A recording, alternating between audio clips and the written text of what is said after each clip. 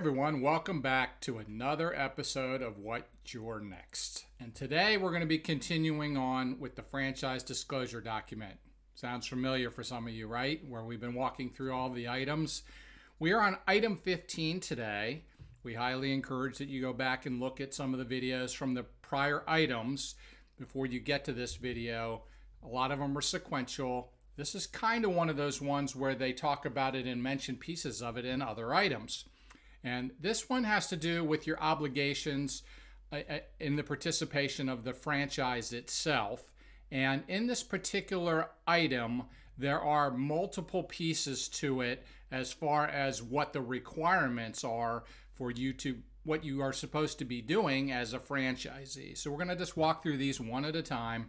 Welcome to What's Your Next. This is the go-to podcast for aspiring business owners who want to get to the next level, escape the rat race, and give their middle finger to the corporate 9-to-5. If you want financial freedom, work-life balance, and the business of your dreams, you're in the right place. Dave and Stacy Riska, husband-wife franchising duo, openly share their successes, failures, and lessons learned in franchising, business ownership, and working with your spouse.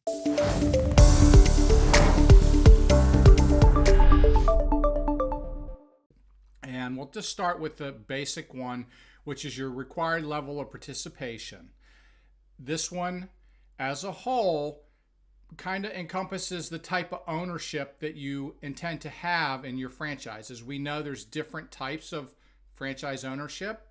So, Stacy, do you want to talk about the different types, and you want to talk about the level of participation? Absolutely. Pop quiz time. I love how he drops that on me. Yes, Dave, there are 3 types of business ownership, and that really ties into this particular item because are you going to be owner-operator, semi-absentee, or a passive income-based business? And sometimes candidates will come to us and they're leaning more towards the second 2, semi-absentee or passive, and they think like they're just going to get this business and they're not going to have to be involved in it. Well, this item 15, is going to very much delineate what, if any, ongoing day-to-day involvement you as the franchisee have to keep that business going. Yeah, sure, absolutely. So basically the structure, are you going to be involved? Do you have to be involved in the day-to-day, or can you be semi-absentee or passive? That's really what it's laying out here. So the second section is more around the training and support, and this is caveated by not just the training and support of the owner of the franchise itself, but could also spell out any training that would be needed if that owner decides to hire a manager to run the operation. So Stacey, you want to expand on this one a little bit? Right.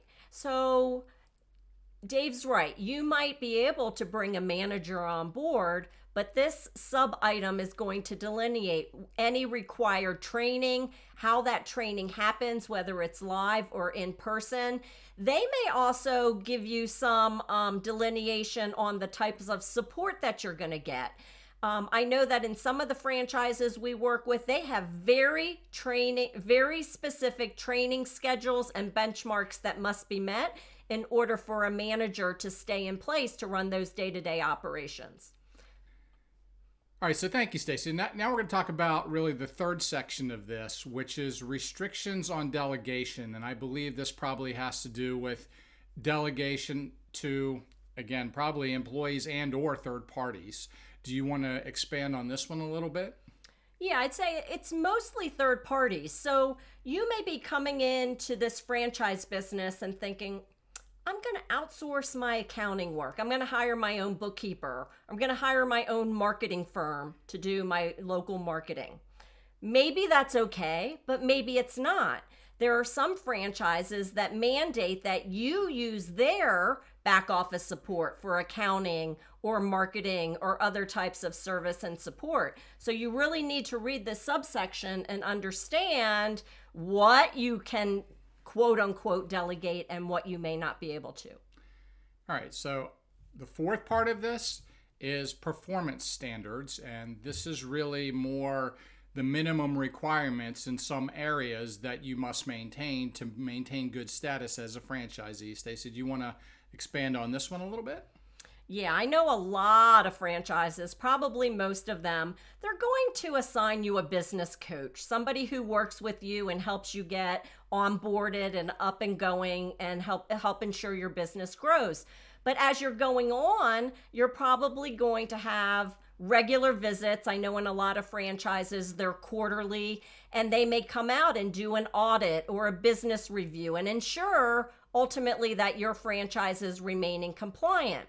So you need to understand what you need to do as a franchisee to stay in compliance. And those are those performance standards. Maybe there's training that has to be done. Maybe there's sales goals that have to be met. Customer service. I know a lot of franchisees are really focused on the customer experience and may look at reputation management or the reviews. And if you have like a 1.0 in reviews, that may be a route for termination or default, but you're probably not meeting performance standards.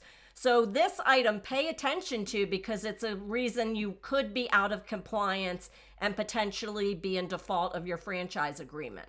Right. So I'm going to add to this one. I believe this will fit into this particular section, and that is mystery shopping. Mm-hmm. Right? That is a common practice for many franchisors to have a mystery shopper come out and kick the tires on your organization to figure out if you're following the process, the system, so on and so forth. So I just wanted to add that that's generally something that's a pretty standard practice in a lot of different franchises that are out there today.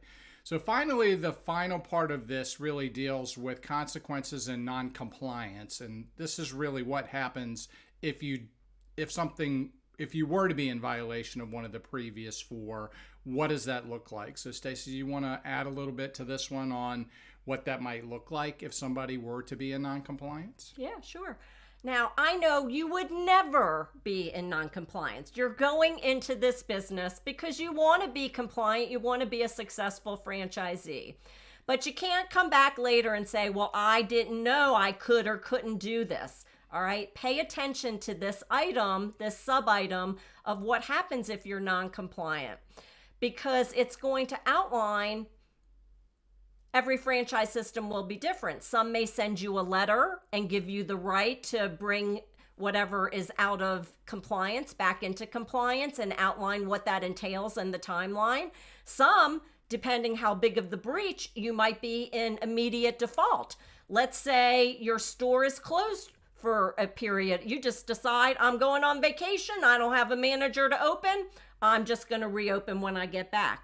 Well, you could literally be in default, potential termination immediately, or deciding that in your, for us, coffee smoothie business, we're just going to decide to sell hot dogs one day, right? Well, that's probably a big breach, and non-compliance would be outlined in here. It would very specifically say what that franchisor could do. And maybe we have some time or rights to get back into compliance. But again, if it's big enough of a breach, they can terminate you. So please pay attention to this section. Yes, obviously, very important section here. Be familiar with this. Make sure you understand what the non-compliance process looks like so that if it does happen to you, you at least have some expectations from what you're going to need to do to get back in compliance and the timeline that you're going to be required to do that. So we're going to wrap this up. This was item 15. We're going to move on to the next episode, which is item 16. Like and subscribe if you like our content. Thumbs ups are always good. Thank you so much. We'll catch you on the next episode of What's Your Next.